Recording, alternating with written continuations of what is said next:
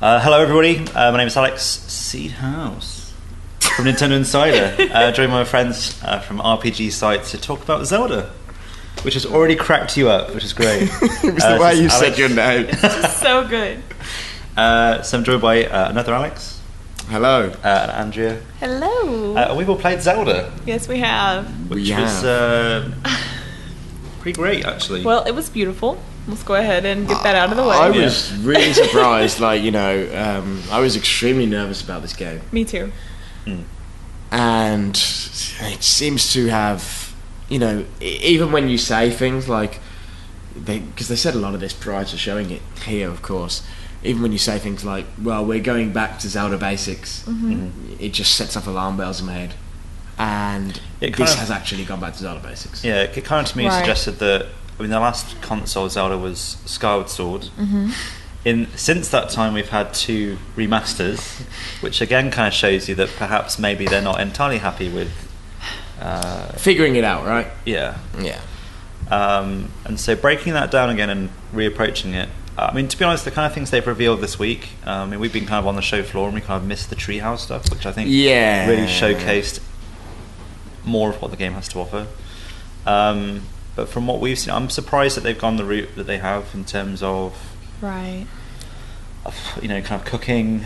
I think you get a Zelda game where you cut a bush.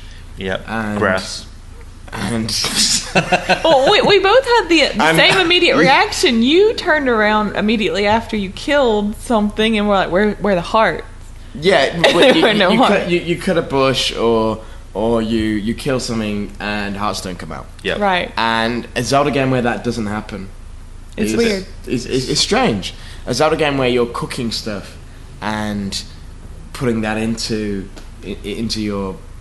You're using that to replenish hearts or to give yourself damage resistance is a significant difference. Yeah, and also the actual cooking mechanic itself. There are a lot of recipes you can do. There are the obviously basic kind of ones. There are more advanced ones.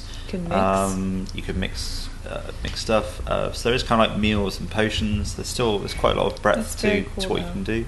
And I actually went back today to kind of capture some direct view footage, and I actually saw sitting back and just watching somebody who's very well versed in the demo, kind of going through it and kind of looking for things. It was really rewarding to kind of actually just watch, him kind of going through it. But he was using kind of the recipe mechanic to the cooking mechanic to kind of produce food that gave him more stamina, which let him climb up higher mountains. So could he run more at that point? Yeah, you can run more. That is cool. And the way that it works, you obviously eat the food or drink it, potion. And once that happens, you have 2 kind of meters. So there's the stamina meter, which you would have seen when you're sprinting, which I kind of found was kind of quite short.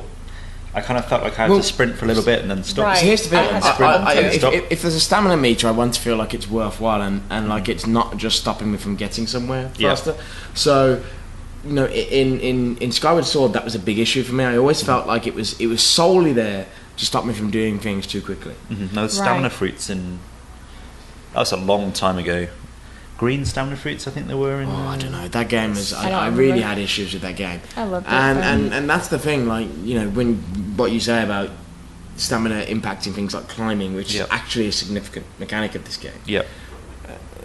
It makes that whole system feel more worthwhile. Yes. That climbing aspect, talking about it, I remember running up the side of the mountain. When she told me I could literally go anywhere, I didn't take it seriously because I'm very used to running halfway up the side of a mountain in Zelda and having like the invisible wall go nope, and you hit a barrier. And so I kind of like stopped myself and I was like, I clearly can't go up this anymore. And she was like, no, you're about to hit something more vertical, but you'll just start climbing. And I did. And I went over it, and I went where I wanted to go. Lest we forget, this is a Zelda game Open with world. a jump button. Dun dun dun. That was it was kind of jarring, and it confused me a little bit. But it was good. It feels wrong, right? It's like, certainly in combat. I'm used to kind of Z-targeting and then rolling around an enemy. There doesn't at this point seem to be a roll.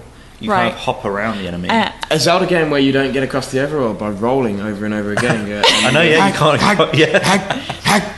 I think that was the most jarring. Like that was the hardest part of the learning curve.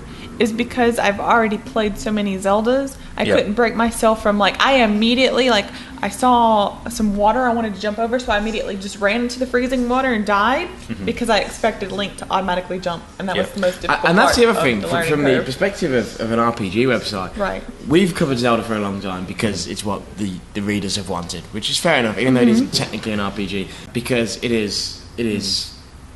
There's The gear, equipment, the gear, numbered gear. weapons. I'm not used to yeah, that in Zelda. like numbers which tell you how much damage a weapon is doing. Right. It's far more an RPG than it's ever been. Yes. I wonder. I mean, a long time ago, there was kind of AJ Onuma there was kind of stories about him kind of looking at Skyrim. Obviously, I don't think this game is particularly Skyrim orientated. I think you can see it, though. You could see the scale of it. I think you can see it. The actual lay of the land. It's the go anywhere aspect of it, and I don't mean that in the sense of look at that mountain, you can go there.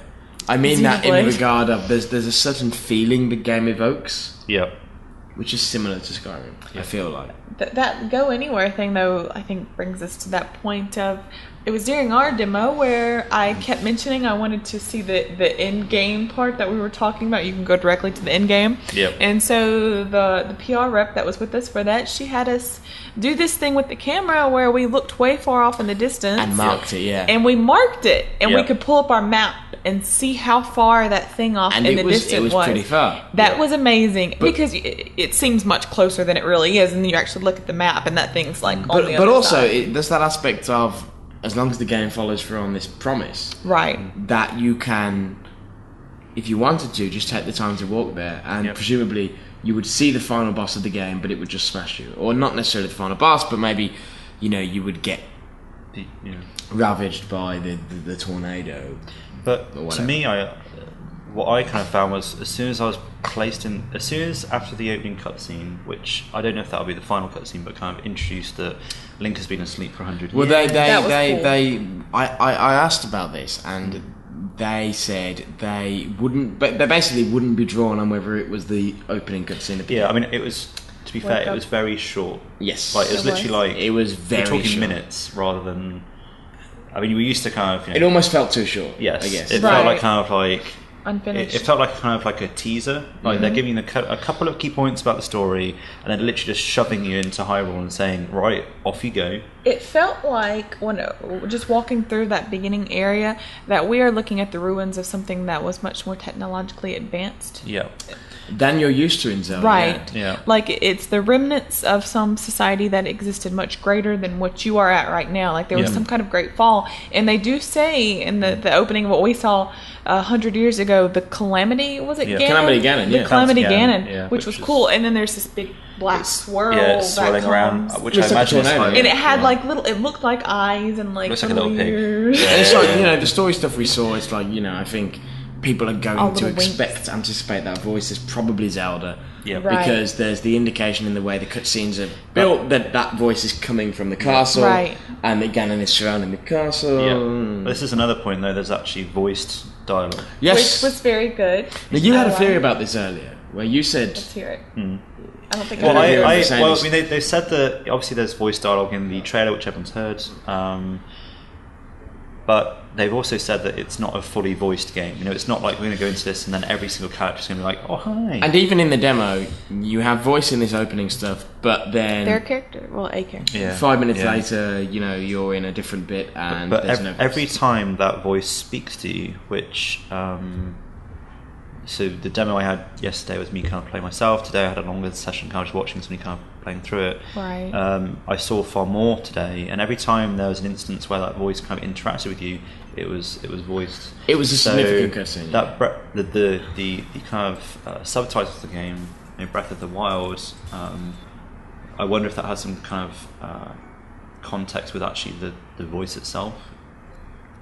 But Going, I don't know. The lore aspect that we're talking about, Alex mentioned, like Yep. while we were playing, that the lore is something that you can kind of get lost in. And the PR rep and I were like just kind of back and forthing and speculating on who this old man is. The girl who gave us the demo Yeah. was Right. extremely This enthusiastic about Zelda. Right. And she herself was speculating that, oh, well, you know, the old man. There's an old man in this demo. Is clearly the same sort of spirit as the owl. Gabora. And that sort of stuff. From So, Ocarina. But also the King of Hyrule has a very bushy beard. Right, You know, that's like Wind Waker. I was like King of Red Lions. Maybe? Yep. and I don't then know. there's some stuff in this that's Wind Waker related that some people on NeoGAF and Yep. shout out to So- GAF and the like have Well, taken to be. So the kind of thing, I mean, you start off, Link kind of awakens in a kind of what they call a resurrection chamber. Right. And then the kind of way you're guided to initially is a tower that kind of pops up in the land, which you awaken in a sense, and that's a resurrection tower. So I wonder whether as you're progressing through this game, what you're actually doing is basically resurrecting Hyrule from the dormancy. You know, the land. When Link was put to sleep, I think the kind of that's story happened kind of. before. And an interesting thing about that is they kept saying over and over again, yes, there will be towns in the game, Yeah, but not in this demo. and I wonder if as you restore stuff, Yeah. towns will pop up. Yeah. Sort of like how it's a weird example, but in The Witcher 3, Yeah, if because- you clear an encampment, Geralt will meditate, and then 2 or 3 days will pass while you meditate, and then a town will be there. Yeah. Now, did she mention though, like in the demo, there's something about you have to get that? I forgot what it was. There was something that revealed that small chunk of the land, or else if you go to the end of that area where you're at, you can't progress without. I think that was more to do with stuff on the demo. Was it just the demo They- exclusively? I just looked it up. That's the thing. So there's allegedly Koroks in this demo somewhere. Right. I didn't Which see. I didn't find. I didn't Which see Koroks are the leaf people that right. from Wind Waker, and so if Makar. yeah, here we go. So Yeah, so if that's the challenge. case, It's my then favourite. that puts this definitively in a timeline, Right. Which all of them lie on. and that lends something to the ruined Hyrule thing, because you can imagine Wind Waker. it drains, and then you have Yeah. what is left, right? I mean, And it's definitely Hyrule as we know it, because there is Death Mountain visible, Right. yeah. I mean, same as ever. I'm just glad that they. I mean, I've seen some people on Twitter kind of getting a bit angry that they're kind of revealing too much. You know, people who start watching Treehouse, but But I still feel like I know nothing. I know Right. I feel like I know so little. You know, I've unlike obviously many people who haven't been able to travel to E3 and actually play it.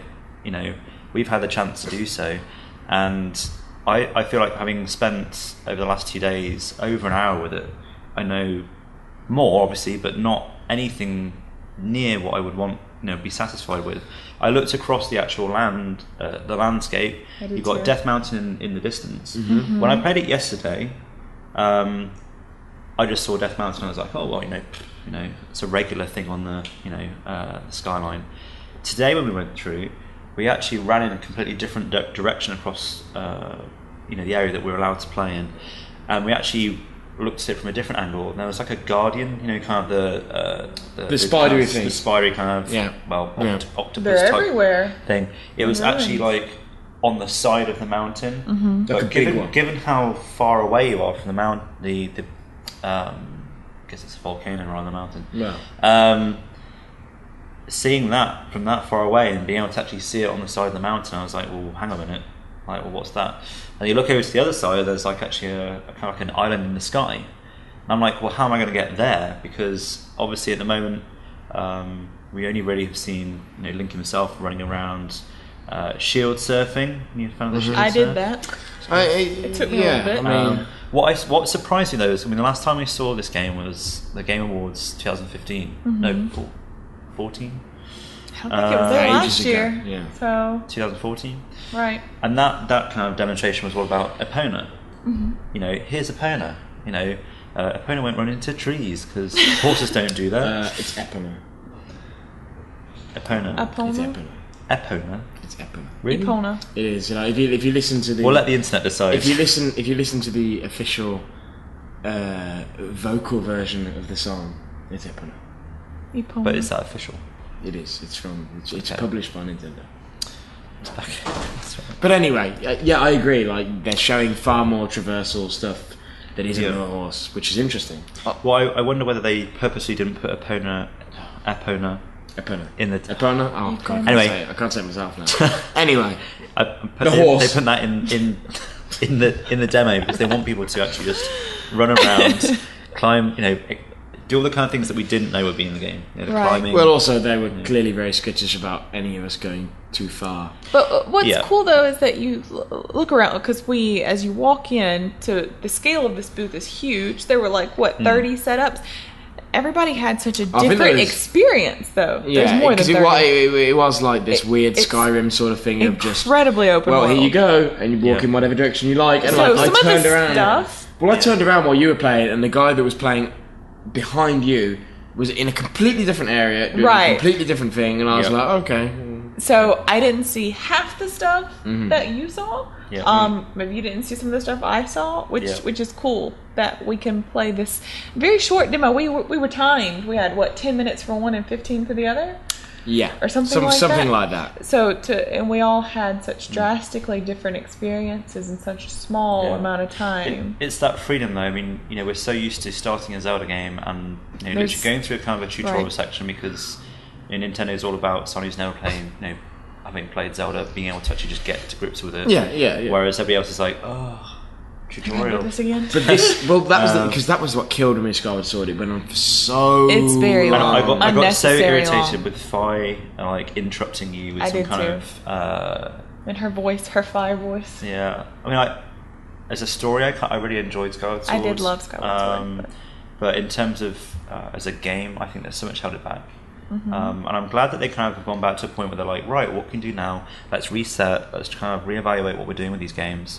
And whilst we've had 2 remasters, that's kind of bought them the time to basically approach this. And they're saying it's their biggest ever game they've made. I think it is. Like you look at the map. Like at one point, the girl had me. It's huge. Had me zoom out the map, and I'm gonna go ahead and say it looks as big as the GTA 5 map. But what's crazy is I'm used to Hyrule being such a small little map that it was maybe Hyrule felt like the area we were at. But what's interesting like that one is chunk. When you looked at the map, when you looked at the horizon, Hyrule seemed to be broadly the same size as previous to scale, in that Death Mountain seemed to be quite close to Hyrule Castle, the same way it was in. And one thing to Nintendo's credit is they have been extremely consistent with that across the course of all those games. So, for instance, if you look at Wind Waker's map, you can see Wind Waker's map. I believe it's if you rotate it, it will then sit perfectly on top of the Ocarina of Time map, and you're like, oh, everything is in exactly the same place. At least the left-handed version. Everything is in exactly the same place it was before. And the same for Wind Waker. You can see where Death Mountain is, or Dragon Roost as it is in that game. Yep. And if you then use that in relation to everything when you go down under the sea, it all relates. And it seems like that's the case here. So it seems like maybe we'll get the same sort of area and then a whole lot else outside that. Yep. Which is interesting. Yeah, and Amy kind of said there's some kind of twist to Zelda's world, Breath of the Wild's world, and that's what he said a while back. And I don't know with this kind of E3 reveal we've actually seen that twist yet. Well, I wonder if the twist just isn't less about what the world is itself and more about how Link navigates that world. Right. And the fact that this is this big open thing that you can go anywhere and do anything in. Because that is a twist. That is something they have never done before. I mean, the only thing I kind of felt with the demo was it felt quite sparse. Yeah. But not in a... It felt like there was odd... And you and I spoke about the controls and the animation. Right, maybe it didn't respond appropriately as I told it to. Yeah. Well, I mean, I think very early, not the same hardware. It's. Yeah, I feel like even if that control stuff and animation stuff doesn't quite stack up, so I think that the scope of the world could prove really interesting. Right. But it's also what what we haven't seen. You know, the problem with them showing at E3 is that they've kind of they've started the drip feed of the marketing. Yeah. You know, it's not coming out until 2017. They've said NX is coming out in March, but they haven't specified that Zelda will be coming out at launch. They've just said it's coming out in 2017. I think one has to infer that, because if they don't do that, then something has gone seriously wrong. And why am I buying an X? Well, yeah. Yeah. There'll be other games, I'd hope. But also then they'd be Splatoon? they would be launching a major Wii U game after the NX has already been out. Right. And also the Wii U schedule is very, very dry now. There's 3 or 4 games coming out this year, and it's dead. yeah. It's done. I'd hope it was at launch, but their lack of not saying it's coming out in March 2017 indicates to me that they want to give themselves the room to be, we never specified March. But I also think that's not necessarily about wiggle room around Zelda as much as it is wiggle room around NX. Yeah, I think Zelda's probably on track for a specific time, but they don't want to commit to any specific hardware date in case that doesn't come off, which is fair. But in terms of what you saw, though, did you see anything that concerned you that you thought didn't work quite as well? Well, I mean, we just touched on briefly, the camera, not the camera, the control jank. Right. Yeah. That was a big deal. And it was a wee bit, it wasn't a tiny bit, frustrating in elements. I mean, you saw me fall off a building and die. Yeah. Which was hilarious. Was that the tower? Because I fell off that there's a video of me. You two aren't the because first. you complained about it in detail, and I laughed at you. And then the very next day, I went Not even to that. exactly the same appointment and died in exactly the same way. He So- pulled his weapon out and jumped out. So I don't understand. See, but basically in the demo, there is a tower which you activate with the Sheikah Tome, I think it's called, which is this kind of book that you'll see in the artwork that Link carries around. You activate it, the entire kind of It lifts Hyrule up. rumbles, and It then lifts this up. tower The comes tower up. lifts up, and then you have to climb down the tower, and the steps are like steps with gaps in between. Yeah, Right. Yeah, so it's like It's a bunch, a little it's like hard. separate platforms, and you have to basically just jump between the two. And I have to say, it is pretty easy, but I died, I think, 3 times. Holy. Wow. And the demo's timed, so I was like, this is embarrassing. You can climb she actually down went to me. too. She actually went to me okay, now get the camera like this. And I was getting angry, I shouldn't have to get a camera like this. Yeah. The camera should just work. I do wonder why it's not just kind of a slope. You can just run down. Right. Because how much more fun would it be if you could just jump on your shield and kind of just go down it as a kind of a helter-skelter? But I didn't have a shield out. That is something a little more that I did. irritated me too. Was the shield thing? It took me forever. But also jank to work. that's telling. You didn't have a shield then, but I did. Oh, rather, Yeah. I didn't, but you did. Yeah. And Right. and yeah, the shield. It's A then X, right? And was then there like there was a solid minute that I wasted trying to jump on that shield to go down a hill. yeah, and it wouldn't let you. And she was very convinced that this is how I needed to get down this hill so I could experience it, which I wanted to. But after about my 10th time of screwing up the jump of trying to go down the hill, I think was it's just like, I'm gonna run down this. I think it's those classic Nintendo things though, of just tiny little things There that are drive you, niggles that there. drive you I crazy. can see. Yeah. I mean, this game was originally going to come out at the end of last year. Right. We're now midway through 2016, yeah. and it's coming out in 2017.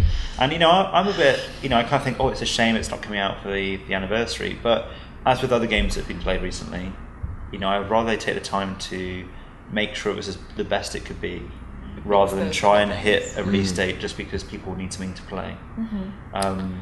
And I think the industry has shifted to that point where they, rather than putting a game out early, just to get sales and disappoint people, they would rather disappoint people by delaying it. I think Nintendo is in a position where they can't afford to do that. Really. Right. Yeah, I mean, They've had a rough couple of years. now it's a dual release as well. That it's coming on both consoles.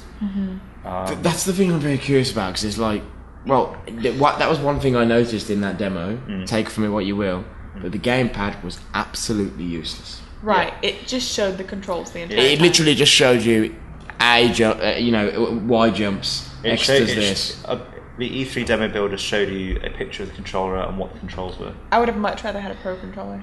Which is interesting because all the rumor reports you've heard about the NX seem to suggest that it would have a more like a map or something. Somebody actually asked me seems when to I was suggest talking. that it would. Yeah. Well, when I was on Twitter talking about it, though, somebody was like, "Can you take a picture like of the map support or the inventory support or something on the GamePad?" And I was like, "Oh, it's well, weird there is because none." it's well, weird that we because know of. beautiful. It's weird because Wind Waker and Twilight Princess both have some implementation of the gamepad. Right. And it's good. And when they showed Breath of the Wild at the Game Awards, they actually showed the gamepad where there was a map on there, and they zoomed out on it and said, "Oh, look, you can go everywhere, and here's me putting a pointer down." Which possibly suggests that there is no. I wonder whether I wonder whether the game is now pushing the hardware so much that they can't afford to. To split off that overhead. Because as much as the art style is beautiful, the game itself, there's a few frame rate stuff. But you said like that intro when you walk out into the trees. And it's like it is a beautiful scene, but then you stop and look at the trees and kind of go. The trees just look very kind of. They were struggling a little bit. That's what I told someone else that we're here with, that it felt like it was a beautiful game on the wrong hardware. Yeah. But I think this is what we've shifted to now, where I think people who are a bit annoyed about there's not been a console exclusive Zelda game for the Wii U for this generation. That now moved to a point where NX I think is going to be the console everybody wants to play it on, because it's just going to be more. Oh well, it becomes we have been through this with Twilight Princess, right? Nobody wanted to really play Twilight Princess on the GameCube. Although it's worth a lot of money these days. It is. I have a sealed copy. No. But the flip side of that is also Twilight Princess TP is also short for toilet paper, which is what Twilight Princess is. Oh no, that's a bit I harsh. really don't like Twilight Princess. Did you see talking of Twilight Princess though? Did you see the Wolf Link? We did. We did play with the Amiibo support, and that was cool. That was I really cool. actually said to the PR rep who was guiding us, I was like, "See, now I've got to buy a Wolf Link Amiibo." Yeah. Oh, well, that was the first time I was talking to the other PR rep sitting beside me, and I was like, "Now my Amiibo, maybe I'll open one finally instead of." Did they show you, collect them. Or were you told about any kind of interaction with the wolf though, in terms of how you can command it, or did you just? He just sort of followed me around. I played with the wolf link out, and really all I did was just run and attack other things around me. Yeah. I accidentally blew him up at one point, so there is friendly fire. Threw a bomb on him.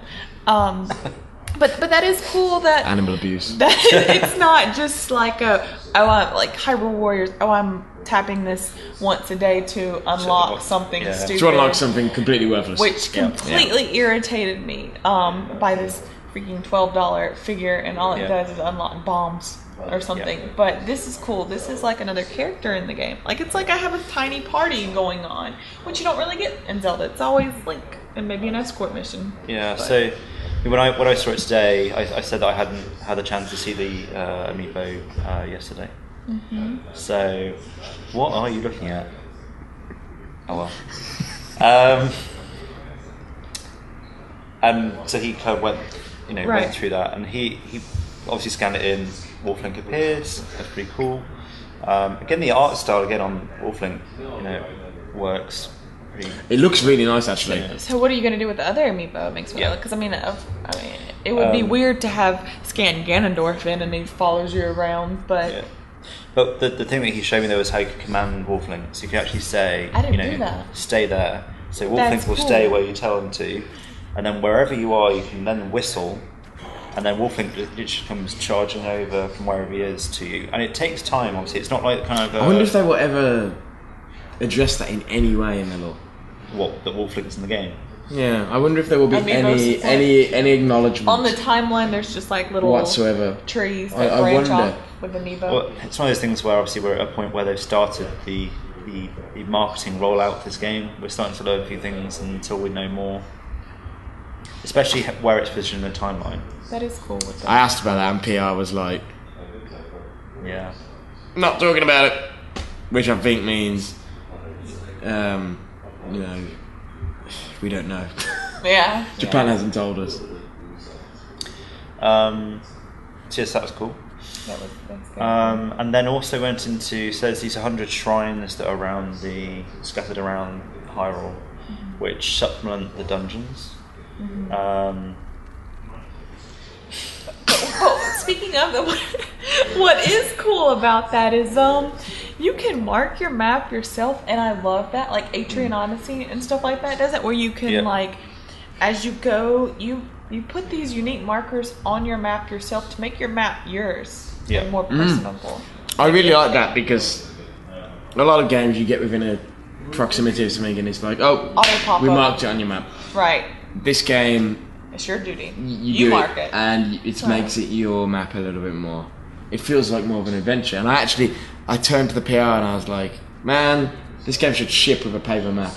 Yeah. That would be really cool. But the actual tome itself, the Sheikah tome, is quite interesting in the way that that's used. Do you not like the name?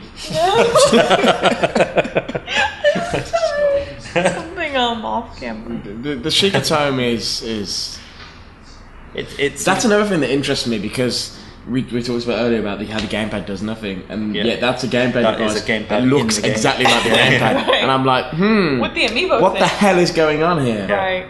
Well, they don't know either. I just wonder whether this demo we've had just didn't have the GamePad in it because they didn't want to show it yet. But then at this point, you kind of think they probably would have put it in. Maybe you don't show it because that would give away too much. Which is interesting that Nintendo, whenever you're recording it, they do make you keep the gamepad in the frame, which I get because they've done that in the past. I mean, that was ironic. That was extra ironic with this particular setup because I wouldn't want that gamepad in my frame because honestly. there's nothing on it. Yeah. But I started recording like that, and they said, "Oh, you don't have to keep it in the frame." Oh. But weirdly, you saw exactly the same PR person I did, and I saw them a day later. And when I asked them, they said, "Yes, it has to be in the frame." Right. You didn't follow the instructions. So I don't know. I think even that. Well, no, that's what I was told. And we did it, and then somebody who was kind of looking after that area of the booth, which is kind of separate to the upstairs, part the upstairs part. Somebody who was kind of manning that kind of came over and said, "Oh, no, you don't have to do that. Just as long as the person's in the shot." And I was like, "Really?" So luckily it was the midway through because there's two sections to the demo. One's kind of more explorative, get used to everything, and one's the story section. And one's kind of like, here's teasing the story, gonna have fun, whatever. So that was... You're gonna have fun, whatever. Yeah, whatever. That's the new Nintendo. Put that on the back of the box. Yeah, that can be a quote on there. My review quote. Nintendo Insider. Yeah, go and have fun, whatever. That's nice. Yeah. From NintendoInsider.com. Right. But yeah, I mean, in a weird way, it's still one of my favourite games of the show. Yeah, I mean, it's been winning. It's been winning kind of game of the show awards. I think deservedly so. But I mean, in terms of what you've seen, in terms of a broader, because obviously I'm very Nintendo centric. You've been about seeing different publishers. Yeah, and I think that's why I say a game of the show as opposed to the game of the show. But also, it was definitely the game wherever I went throughout the show. That was the game that caused the most buzz. And what we had this conversation on the show floor. They did what Bethesda did. Which is what I think they focused out. Right, and I mean Bethesda still had more stuff, but really this year was about Dishonored for them. Absolutely, and I think more publishers should follow that because that seems to work better. Because as we talked about, people were speculating, oh, it's just gonna be Zelda, which means they're gonna have this tiny little sliver in the corner, and we don't hear anything out of them, and it's gonna be a very tiny show for Nintendo where we don't learn anything. Hell, I remember Twilight Princess year, not Twilight Princess, Skyward Sword year, sorry, and the booth having like a 2-hour wait or 3-hour wait for Skyward Sword, but then it felt like 25% of the booth being Golden Sun, which it breaks my heart to say nobody wanted to play. Right. And so the focus on Zelda allowed them. I think our PR rep told us that they had like 140 stations. I was way off than what I thought. Which is impressive. Well, it's because she said to us like, oh, well, there's 60 for part 1, and then 80 for part 2 or something. It was something in that And region. the line around that convention was still insane. Yeah. It was. Well, I mean, the fact that queue, everybody was running to it straight away, and then within 15 minutes, they have a queue that's 6 hours long. And how huge it's crazy. It was the same size as theirs last year. But you kind of think about where Nintendo's position is in the industry at the moment. They've got a home console that's, by all accounts, not done very well. But they can still attract such a large queue for a game that, yes, it's going to I think there's a sense of prestige and history to it, though, right? Right. Yeah. And also because it's such a dramatic shift away from just being not a standard adventure, but just being kind of the same format, where you're going through dungeons, you pick up an item, let's go into the next dungeon where it becomes integral to it. Carry on. It's been a long time, Wii Sports, since Nintendo put out a game that changed the landscape, and I think a lot of people are hoping that game will be it again. Yeah, that game will be as. Well, the thing is, we today, Miyamoto said that there's a new kind of Mario game coming as well. So I wonder if they're at a point now where they're trying to be a bit more. Do I want to say unexpected? They like to try and surprise people with what they're doing. Mario for iOS. Maybe. It's probably coming, to be fair, but Yeah, no, I'm only being facetious when I say that, but it probably is also coming as well as the console stuff. Yeah, I'm sure. But yeah, so we don't know masses about the game, but certainly I think the initial impressions are fairly positive. Well, I came out of it, I went from being slightly bummed about I don't want to be rude when I say this, but the state of Skyward Sword, which I thought was a really, really messy game. Mm-hmm. Great ideas, but messy. Yep. To skeptical about this game, to extremely, extremely interested and excited in this game. Yep. And I think that's the best possible thing I can say about it, really. Yeah, I was very anxious about what it would be like. That there's so much weight on it now that especially because this year it was their only playable game. Mm-hmm. That would people even be interested in going to their booth and trying it? So the queues are encouraging. The actual game itself is encouraging. I think there's lots of positive things in there. But I still think there are things obviously they're not telling us, and that's just part of their. It's the marketing strategy. They don't want to show all their cards too early. But certainly there's enough there that actually got me really, really excited for it. Yeah. So, well, fingers crossed, eh? Fingers crossed. I have some serious high hopes for this game. We'll await the next Nintendo Direct. Well, we'll see them, we'll learn something. 3 months, maybe, I guess. Yeah. Or thereabouts. But yeah, so it was a significant E3 for you, I guess, in that regard. Yeah, and just done 2017 as well. So, so much to be excited for Nintendo Next. 2 games so far. So Just Dance. Yeah, Just Dance 2017. More excited for Just Dance. Yeah, but that's the game that we all want. That's the day one, the industry day changer. One. Yeah, I look forward to seeing you dancing around with a Wii remote or your cell phone. Indeed, I went to Ubisoft today and watched people dancing with their cell phones and thought, were you jealous? I wanted to die. It was primarily what I thought, and then I thought maybe I shouldn't die, maybe everybody else. And that's why you're such a fine specimen of a man. Well, Well, I guess one thing we haven't talked about is the booth. That's we should probably just briefly touch on that. The weather changed in the booth. It was beautiful. It was on a cycle where. Right. Well, basically, you see the initial kind of trailer, which is the one that they first showed on. Open your eyes. Open your eyes. Wake up. Wake up.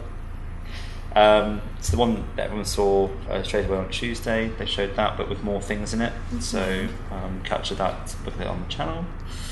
And then, as with the kind of Harry Potter experience in London, they open up this kind of gate that kind of goes up.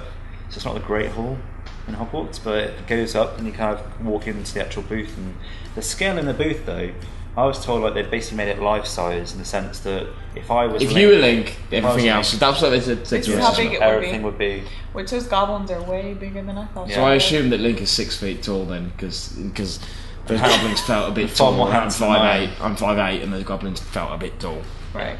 Yeah, but I liked it. I loved the day-night cycle. Yeah, that they did. I didn't There's see thunder and lightning. The There was thunder like the was- weather and stuff as well. Scared me to death. We were like halfway through our demo and the thunder went off and we were like, oh. I jumped. Yeah, and we had to like, you know. Yeah, it's a really impressive booth. I mean, it's that gamble that they took where they only had one playable game. I think it worked off because it was Zelda. Like, if they had like a... I wonder if other companies might not look at Nintendo's E3 this year and go, maybe we should actually be doing this. But it was like 2K, like their booth was pretty much like Mafia 3, wasn't it? Well, their booth was concise. It was 75% Mafia and then 25% Civ, and that was precisely what it needed to be. Yeah, and Capcom, the kind of house they had was Resident Evil 7. Yeah. So there's a That lot of was booths cool. out there that focused on one game. Yeah. Obviously, they just had other games as well. But so did Nintendo, to be fair. It was just all on their stream. Yeah, it was just on the stream. But it was a beautiful booth, and I think it speaks to the strength of Nintendo IPs. You could certainly... their theme parks are going to be good. Yeah. It's in Japan though. It was That's there. the shame. Oh, Isn't it? we'll go. There you go. You've got to pay to go out. Yeah, we'll Gotta go. get that We'll go on a hot- trip. Exclusive. Got to get that hot video content for the Nintendo Insider readers and watchers. Right. Okay. Hot stuff. Oh my god. Well, anyway, this is. That's it. Yeah, I'm pretty tired. This is Thursday now. This is Thursday, This is the and end we're of E3. exhausted. Time to go to You've bed. probably seen a fair bit of yawning in this across the course of this podcast, video cast. No, Yeah. definitely me. Yeah. But yeah, Yeah, I mean, I I think I feel more positive about Nintendo. I was a bit disappointed that Nintendo X wasn't there, but I feel a bit more positive about what they've Right. done this week and that it's in the. They're going in the right direction. I think it's just wanting to know what a Nintendo X is and then having to start talking. gotta be patient, my friend. I will be We'll patient. see to be it. We'll see it patient, soon. But it's 9 months till it's supposed to launch, and that is crazy to me that they haven't started talking about it. Crazy. I think it's crazy and worrying to me because like Well- it could be announced and then 6 months later the Scorpio could come in like Yeah, but I think for me it's the opportunities they're missing. Like Gamescom is the biggest consumer show, Right. and it may not even be. and it may not even be there. Yeah. So if they want to actually get people to try it out, they do their tours, come across the UK and I'm sure in other countries as well, where people can go and basically get hands on and try it out. But in terms of actual events, the gaming calendar where people can go along, play it, Gamescom is the big one to be at. And if they don't reveal it before that, I would be worried on their part and disappointed. and disappointed. Right. Yeah. Because I feel like they aren't helping themselves. Yeah. So we'll see what happens. But I think it was sensible not to do it at E3. With everything that's been going on with Neo, Scorpio. It was a risky time to do that. But certainly I think if they leave it much longer, that's going to start damaging them. I think Zelda probably would have benefited by being shown on the NX first, but they couldn't wait any longer Yeah. to show Zelda, so I understand.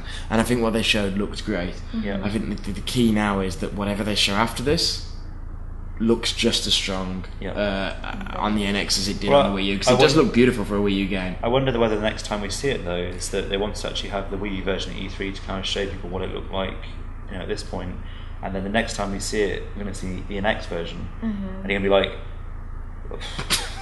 right.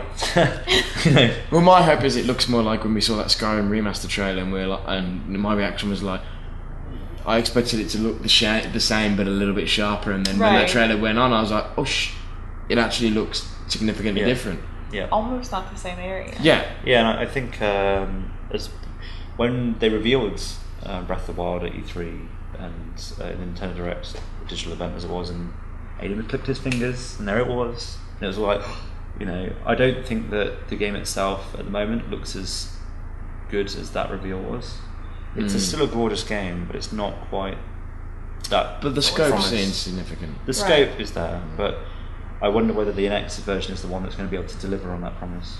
And that's what's going to sway people to be like, right, well, I really need to play that version. I really, really hope so at any rate. Yeah. Like, Cool. Right, Okay. Well, let's go to bed. Done. Good night. Thank you for listening. thank you for listening to Alex, and Andrea. All the A's. All of the A's. Triple A. Triple A podcast. It is a triple A Oh no. That's going to have to become a regular. That's our new- We should actually set that up. Should be a regular podcast now. Triple A podcast. It's too good a name to pass up. Let's do that. Okay. Oh god. But, Trademark that. Yeah, thanks for talking through Zelda, and I hope you see more content like this. Yeah, definitely. I'm always happy to do it with you guys. Right. So, from RPG side and Nintendo Insider. Insider, yeah. Nintendo Dash Insider. Dash Insider.